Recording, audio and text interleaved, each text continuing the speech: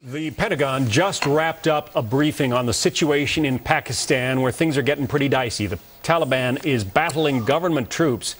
Just today, Taliban soldiers attacked an army convoy in the Sabat region, an area covered by a fragile peace pact.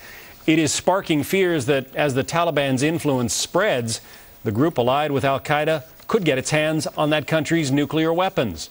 Admiral Michael Mullen, the chairman of the Joint Chiefs of Staff, addressed this issue just a short time ago.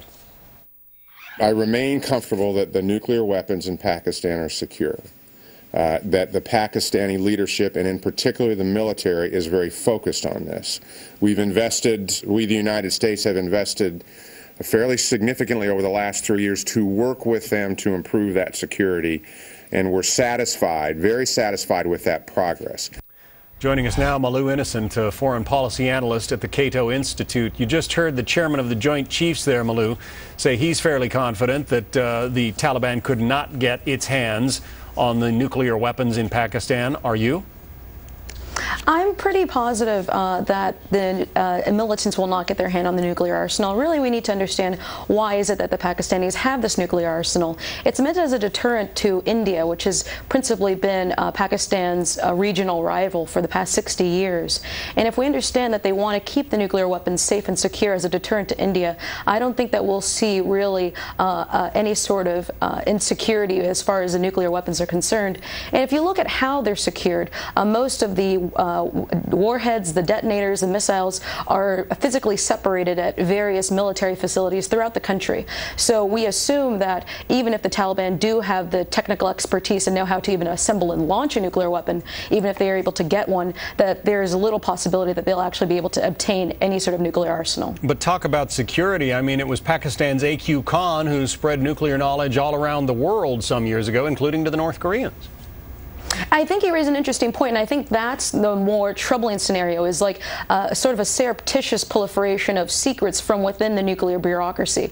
I think if we see that, sort of another A.Q. Khan, that's more likely. However, to expect some sort of Rambo-like scenario of the Taliban militants taking over a facility, that looks a little less likely. Well, what should the United States do?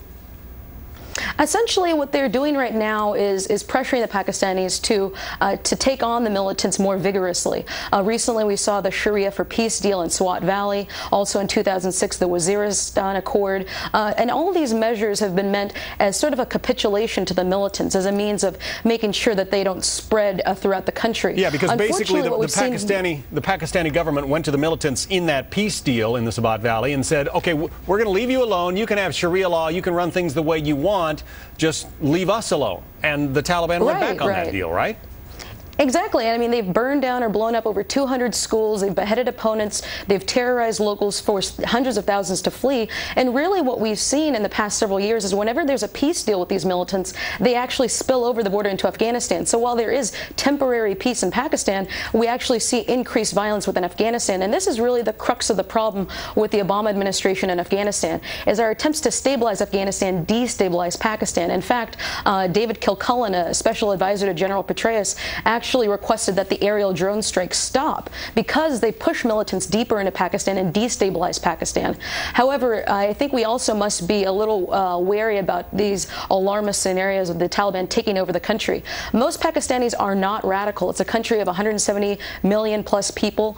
Many of them vote for socialist, populist political parties. They are not radical people, and I think we really need to keep that in mind. And really, the fear of the Taliban taking over looks very far-fetched. Malou from the Cato Institute, thank you.